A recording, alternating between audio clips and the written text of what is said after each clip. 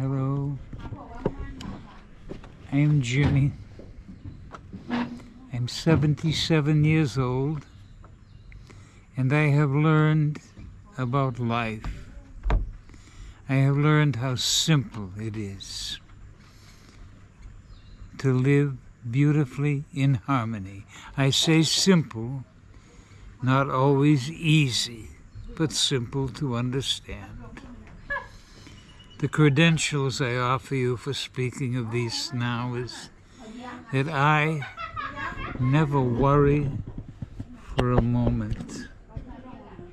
I'm never sad, never lonely, never confused.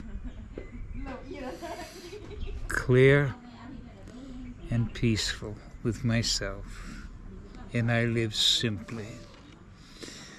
It might help now to know that it was not always so for me. I was born in 1944, World War II. We had a radio as big as a refrigerator as our entertainment. And I was born into a family with no love, no affection, no approval. I was never held or hugged beyond the age of 3. I was never told I was good or encouraged or approved of in any way. And I would be with other families, and I would say, they are so gentle and loving, and why not my family? And I grew up confused enough, naturally, probably. Confused. How do I act? What do I do? And then, as a teenager, I discovered alcohol. And college, and the 60s came.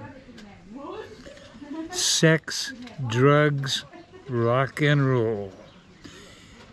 F the war, F the government, F big business, F everything that was not peace and love. And it was beautiful. My troubles had left me. But within a few years, I had become addicted to heroin. And I had always one rule: try to speak the truth. Difficult to imagine, perhaps, that an alcoholic junkie would be interested in the truth. But that was my rule. I tried always to be honorable. Not always successfully, no. But I tried. I had a sense of honor. And I ended up in prison for almost 2 years, and they were, I have to say, wonderful years. Difficult for you to maybe wrap your head around, but they were good years for me. And another time, perhaps, I will explain how beautiful it was. But I got out, met a woman, swore to her I will never do hard drugs again. And we were happy for 3 years, and we had 2 children, and we started to argue about how to raise them. And we argued in front of the children, and the children suffered. They saw this ugliness. And I had to leave. But I left a block away. I was home every day. I made their breakfast, brought them to school, and I was in their lives. But now, free of the marriage and my vow, I could return to drinking and drugging. It was all I knew, other than the children. And I did. I went back with a vengeance, always trying to live with honor, not going back to jail. No way. I worked jobs that afforded me as much freedom and money as possible. Driving a taxi. I taught school. I was a salesman, a gardener, a businessman. I've done many things. Now fast forward, please, many years. At the age of 62, I said to myself, what's next, Jimmy? Are you going to be 70 years old? The world's oldest living alcoholic junkie who tries to live with honor? And in my mind, I said, well, and I could do this and that. And then I finally said, of course, you must stop. And I did. 9 months it took me, bit by bit by bit. And at the end, with the help of others, I became clear and free. And at 6 months, clean and sober, nothing, not an aspirin, a Valium, nothing. At 6 months, I started to experience something that I tentatively identified as happiness. Not joy or elation, or just, it came from within, and I was feeling good at 6 months. At 9 months, I had been happy for 2 weeks solid. Nothing but happiness. And I said, okay. At 1 year, I knew this was to be my state. I saw things clearly and simply. At 15 months, my friend said to me, I'm going to Mexico for 10 days on vacation. Would you like to come? And I had always been fascinated with Mexico and the style and the culture. And I said, sure. The first day I woke up in Mexico, I felt somehow better than I had before. And I thought, nothing can be better than happiness. But it was, and I came to realize later, that many million people in one country of Mexico with the common strong traits of acceptance, respect, politeness, kindness, that it was in the air, and that's what I would think I was feeling. And it got better day by day. I just accepted it. I didn't try to figure it out. I just accepted. My life was a thing of beauty, a never-ending dream, and it just kept getting better. And I enjoyed it. And on the 7th night, I was walking around the big square in the center of the city of Oaxaca. Families strolling, people chatting quietly at outdoor restaurants, music soft, the arcades beautifully lit. And I said to myself, you want nothing. You need no one. You're free. And I got goosebumps, top to bottom, and sweet tears filled my eyes.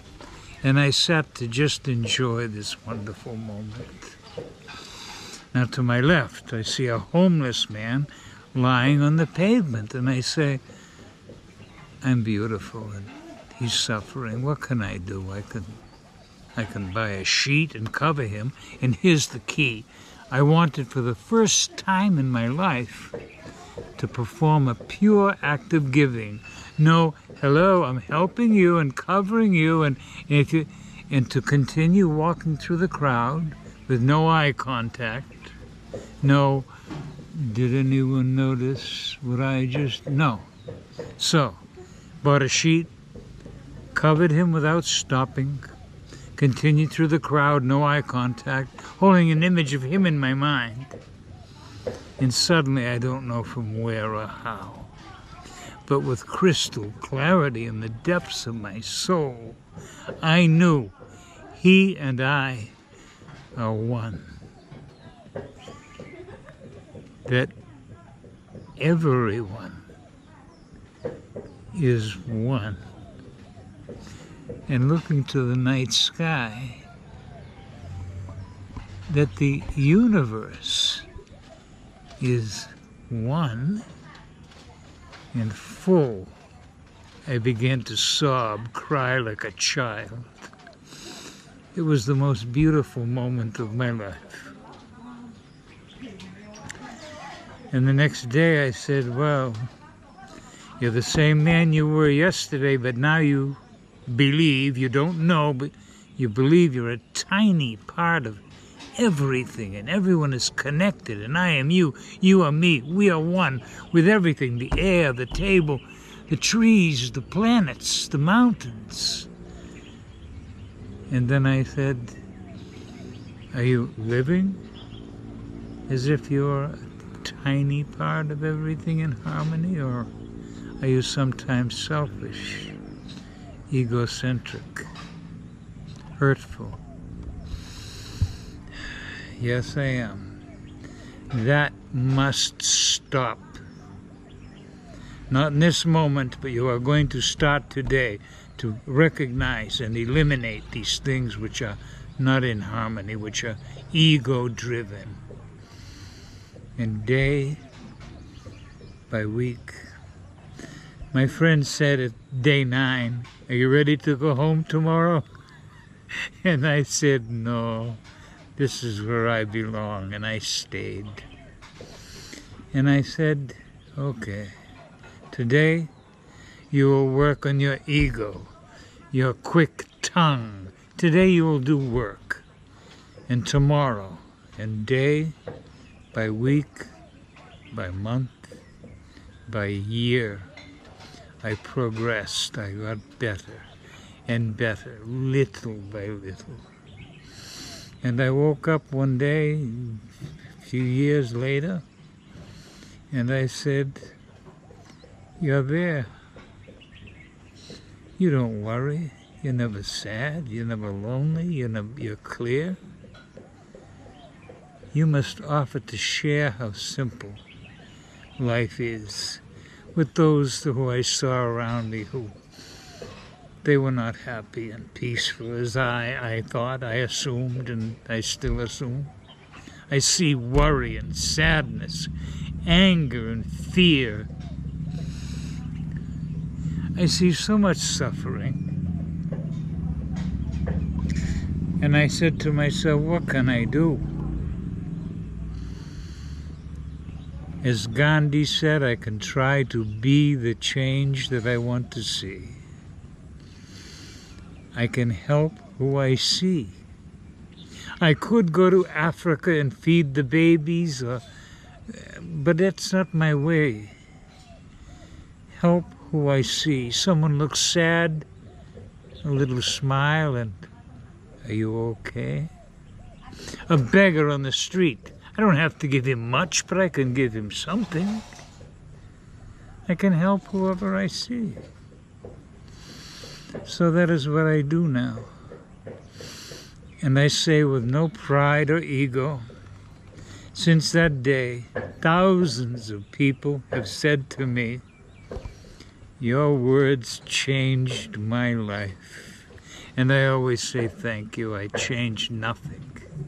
I said something you already knew, and now you must change your thoughts, your words, and your actions to become the beauty that you are.